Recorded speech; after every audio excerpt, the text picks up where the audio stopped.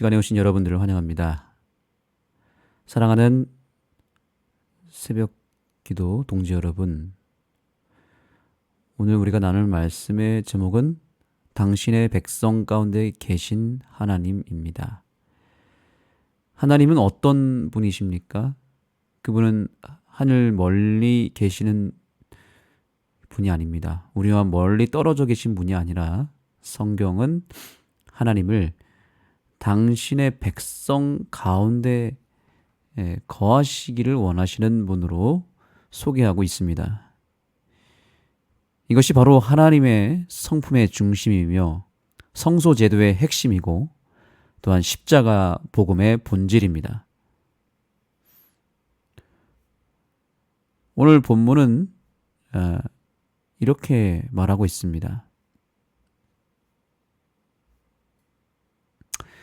하나님의 임재는 지성소로 내려오고 하나님은 그의 백성 가운데 거하셨다. 하나님은 당신의 임재로 백성들 한가운데로 오시기를 원하셨고 그렇게 하기 위하여 성막을 세우셨습니다. 이 성막은 단순한 예배 장소가 아니라 죄인을 향한 하나님의 은혜의 자리였고 또한 그리스도께서 하늘 성소에서 우리를 위해 사역하시는 구속의 모형이었습니다. 무엇보다 그것은 하나님의 임재를 상징하기도 했고 또한 실제로 그 성막을 통하여 하나님은 임재하셨고 백성들을 만나셨습니다. 자, 이 성막이 세워졌을 때 각 지파는 동서남북 네 방향으로 진을 쳤고요. 그 네 방향마다 세 지파씩 모여서 진을 쳤습니다. 그리고 그 네 방향의 중심이 되는 각각의 지파들이 있었습니다. 동쪽에는 유다 지파였고요. 남쪽에는 르우벤 지파였습니다. 그리고 서쪽에는 에브라임 지파, 북쪽에는 단 지파였습니다. 그들이 각각 깃발을 들었고 그 깃발에는 전통적으로 동물의 네 가지 얼굴을 표현하기도 했습니다. 네 가지 형상이 있었습니다. 무엇이었을까요? 우리가 어제 에스겔 환상을 통해서 하나님 보좌 주변에 네 가지 얼굴이 있었다고 말했죠.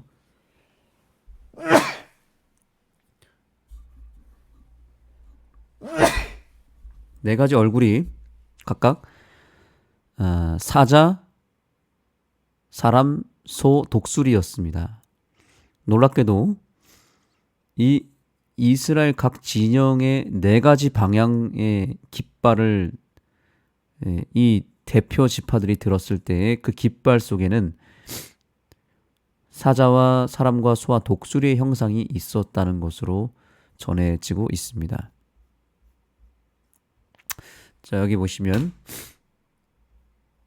랍비의 전통에 따르면 유다의 깃발에는 사자가, 루벤의 깃발에는 사람 또는 사람의 머리 모양, 에브라임의 깃발에는 소, 또 단의 깃발에는 독수리의 형상을 지니고 있었다. 에스겔이 묘사한 그룹에 나타난 네 생물이 이 네 깃발에 표현되었다.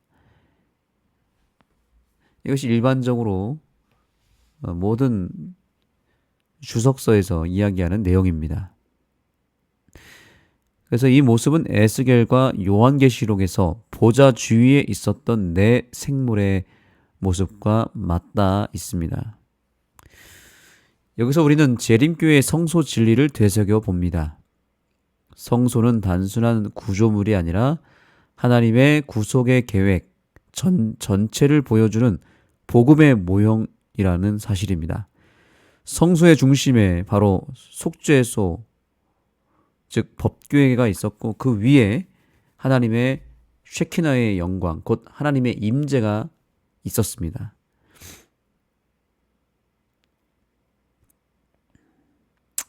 오늘 본문에서는 다음과 같이 선언합니다.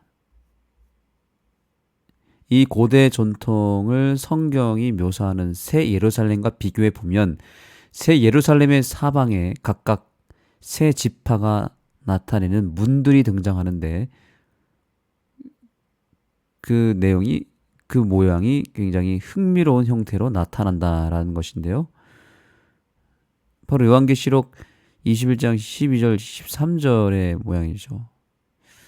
자, 하늘에 있는 새 예루살렘,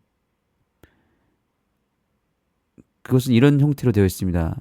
크고 높은 성곽이 있고 12문이 있는데 문에 12천사가 있고 그 문들을 위해 이름을 썼으니 이스라엘 자손 12지파의 이름들이라.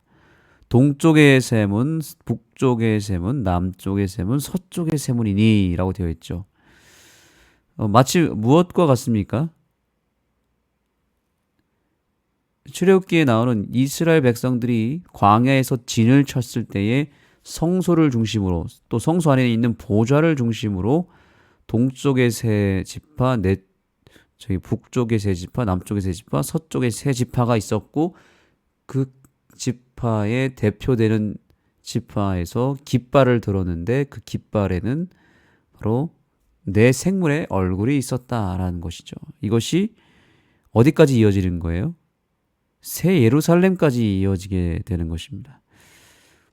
우리는 여기서 한 가지 진리를 깨닫게 됩니다. 하나님은 처음부터 끝까지 우리와 함께 하고자 하셨던 분이었다는 것입니다. 에덴에서부터 함께 하셨을 뿐만 아니라 광야에서도 성막을 통해서도 그리고 장차 임할 새 예루살렘에서도 하나님은 함께 하기를 원했고 백성들은 그 주변으로 모였다는 것입니다. 요한계시록 21장 22절에는 이렇게 이야기하죠.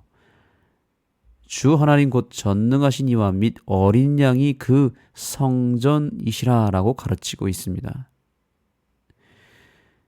이 말은 굉장히 중요한 말입니다. 성전은 곧 무엇이었다고요? 성전이 곧 어린 양이시다. 하나님이시다. 성전이 예수님이라고 이야기하고 있습니다. 그래서 속죄에서 오는 그리스도의 십자가를 상징하고요. 성전 전체는 바로 그 죽임당하신 어린 양 예수라고 이야기하고 있습니다. 그리스도는 우리 가운데 거하기 위하여 육신이 되어 오신 하나님이었습니다. 그래서 이 장막 성전의 의미는 하나님이 우리와 함께 하기 위해서 텐트를 치셨다라는 뜻입니다. 텐트를 쳐서 내려오실 만큼 그분은 우리와 함께 하기를 원하셨던 것입니다. 요한복음 1장 14절에 육신이 되어 우리 가운데 거하시니라고 되어 있죠. 거하시다라고 하는 그 단어 자체가 텐트를 친다, 장막을 쳤다라는 뜻입니다. 그래서 구약 시대에는 장막으로 성소를 지었고 또 발전해서 성전 벽돌로 지었죠.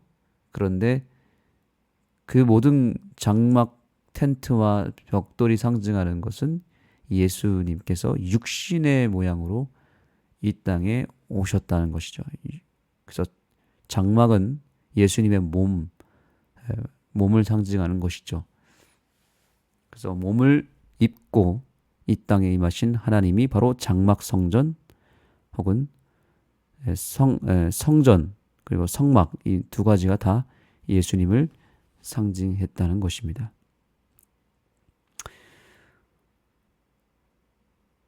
우리는 오늘날 이스라엘의 진영처럼 눈에 보이는 장막 안에 살고 있지는 않습니다. 그러나 여전히 오늘도 하나님은 우리를 하나님께로 초청하고 있습니다.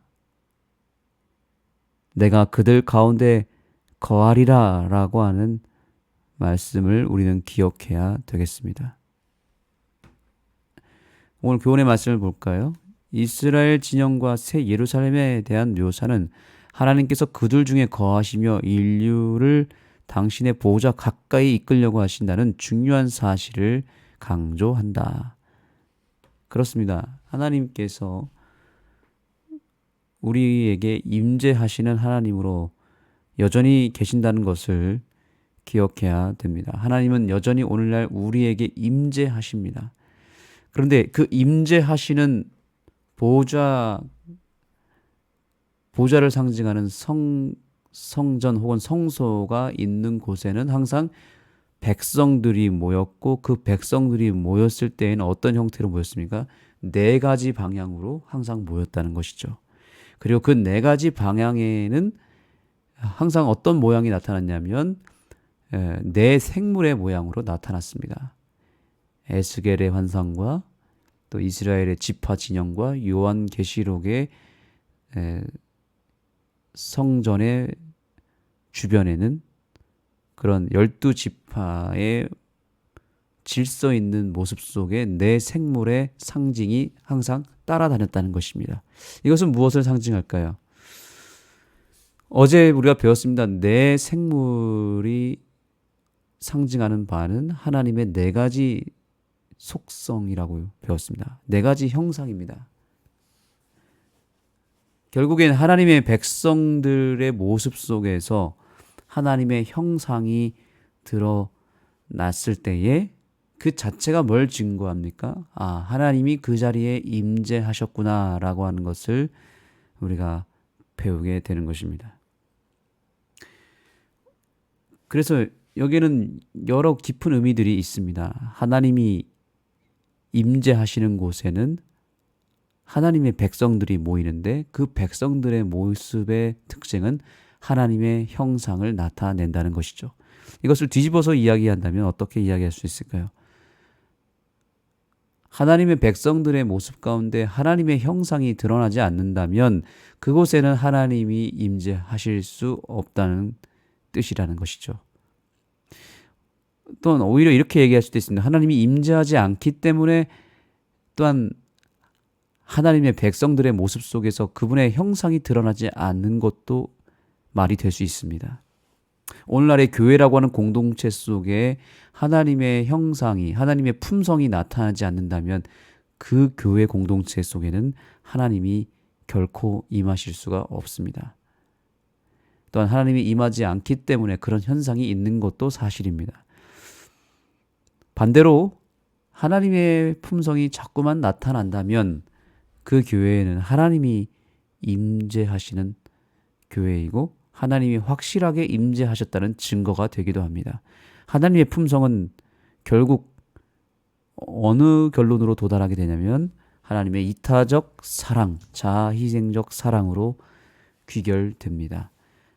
결국에는 하나님의 그 이타적인 무아적인 사랑의 속성을 우리가 끊임없이 나타낸다면, 즉 하나님의 사랑 안에서 우리가 서로 사랑한다면, 서로 섬긴다면, 그래서 하나님의 형상이 나타난다면 그곳이야말로 하나님이 보좌가 있는 곳이고 하나님의 임재가 있는 곳이고 그곳이 지상 낙원이 될 수 있다라는 것입니다.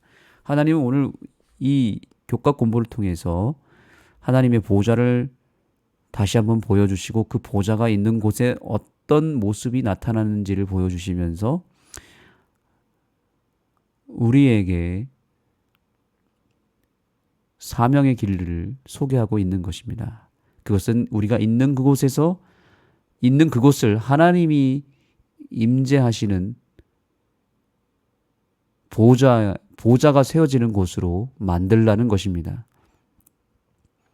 하늘 보좌를 우리가 물리적으로만 이해해서 저 하늘에만 있는 곳으로만 생각하지 말고 하나님은 언제나 우리와 함께 하신다고 말씀하셨고 우리의 가운데 거하시기를 원하신다고 지금도 말씀하고 계신다는 것은 무엇을 의미합니까? 우리가 있는 그곳을 하나님의 보좌가 세워지는 곳으로 얼마든지 만들 수 있다라는 것입니다. 우리가 꼭 천국 가야만 천국을 경험하는 것이 아니라 이 땅에서도 얼마든지 하나님의 나라를 이룰 수 있고 하나님의 보좌를 세울 수 있다라는 것이죠. 하나님의 임재를 간구하시게 되기를 소망합니다. 그리고 하나님의 임재가 임했다면 그 속에서 하나님의 임재가 더 오랫동안 머물게 하기 위하여 우리 자신이 스스로 우리의 자아를 버리고 하나님의 거룩한 사랑의 품성을 나타내기 시작할 때 그곳에는 계속해서 하나님이 머무실 수 있다는 것입니다. 그러나 하나님이 우리의 삶 가운데 머문다 할지라도 우리의 품성이 자꾸만 하나님의 형상을 나타내기보다는 인간의 죄성을 자꾸 드러내기 시작하면 하나님은 결국엔 임하셨다가도 다시 떠나실 수밖에 없다는 것을 우리는 기억해야 되겠습니다.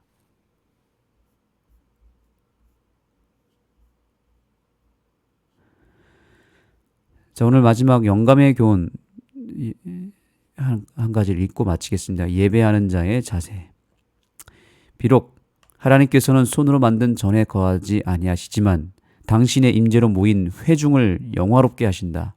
하나님께서 그들이 그 전에 함께 모여 당신을 찾고 저희 죄악들을 고백하고 서로를 위하여 기도할 때 성령을 통해 그들과 만나시겠다고 약속하셨다. 그러나 하나님께서 예배하러 모인 자들은 모든 악한 일을 버려야 한다. 그들이 신령과 진리와 거룩함의 미덕으로 하나님을 예배하지 아니하면 저희의 모임은 아무 유익이 없다. 자, 오늘날의 회중이 모이는 형태, 바로 예배죠. 우리가 교회를 건축하고 예배로 모이는 이유는 그곳에 하나님의 보좌가 임하고 하나님의 임재가 있는 곳으로서 우리가 하나님을 만날 수 있기 때문에 예배하는 것이죠.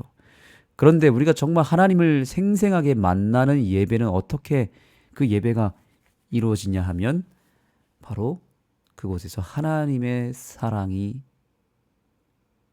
나타나는 것입니다. 서로를 위해서 기도하고 서로 지은 모든 죄를 고백하며 그러면서 기도할 때 그곳에 성령이 임한다는 것이죠.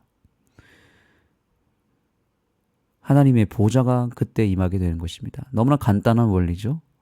함께 모여서 죄를 고백하고 서로를 위해서 기도할 때 성령을 통해서 하나님을 만나게 된다. 그 자리에 그 순간에 보좌가 세워지게 되고 성막이 지상 성소가 세워지게 되는 것입니다. 그리고 그러한 뜨거운 사랑의 경험과 그 사랑의 뜨거운 열기가 계속 모이면 모일수록 이루어진다면 그 교회는 하나님이 임재하시는 교회 12지파가 되는 것입니다. 저와 여러분이 섬기는 교회가 그런 하나님의 임재가 확실하게 나타나는 예배가 이루어지는 교회가 되기를 소망하고 그러기 위해서 서로 더욱 사랑하고 하나님의 형상을 나타내는 교회가 되기를 간절히 소망합니다. 그리고 우리의 각 가정이 그런 가정이 되기를 간절히 소망하며 말씀을 마치겠습니다. 하나님, 오늘 우리에게 이스라엘 백성들의 진영을 소개해 주면서 우리 가운데 거하셨던 하나님의 그 성막 성소의 모습을 우리에게 가르쳐 주셔서 감사합니다. 하나님은 여전히 우리 각 개개인에게 임하기를 원하시고 우리 각 가정에게 임하기를 원하시고 무엇보다 우리 교회에 임하기를 원하신다는 것을 배웠습니다. 하나님의 임재를 불러일으키는 확실한 방법은 우리가 첫 번째로 하나님을 향하여 부르짖는 것입니다. 그리고 하나님의 품성을 드러내는 것임을 배웠사오니 오늘 이 아침 주님 앞에 주님의 임재를 간구하기를 원합니다. 우리의 기도를 들어주시고 우리 각 심령 가운데 주님 임재하여 주시고, 임재하실 뿐만 아니라 임재하시는 동시에 우리 속에 있는 죄가 떠나가고 하나님의 거룩한 품성이 채워지는 이 아침이 되게 하여 주옵소서. 예수님의 이름으로 간절히 기도드립니다. 아멘. 기도하는 시간을 갖겠습니다. 개인 기도하시기 전에 찬미 한 곡을 듣겠습니다. 찬미의 제목은 창문입니다. 우리를 통해서 하나님의 형상이 나타나고 하나님의 모습이 나타남으로써 우리가 거하는 모든 장소가 하나님의 성막 성전이 세워지는 기적이 일어날 수 있기를 소망하는 마음으로 찬미를 듣겠습니다.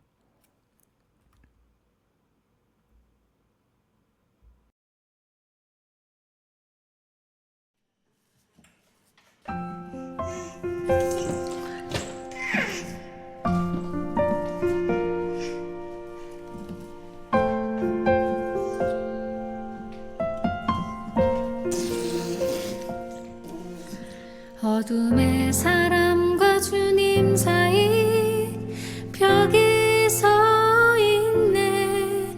사단의 거짓으로 세워진 벽.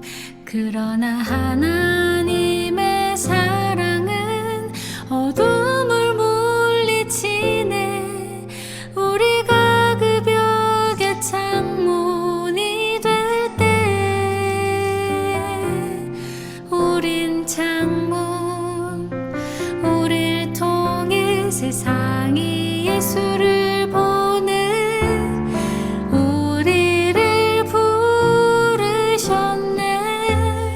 우린 창문, 우릴 열어 그 사랑 세상에 전해. 그의 빛을 밝게 비추리. 창문, 세상을 향한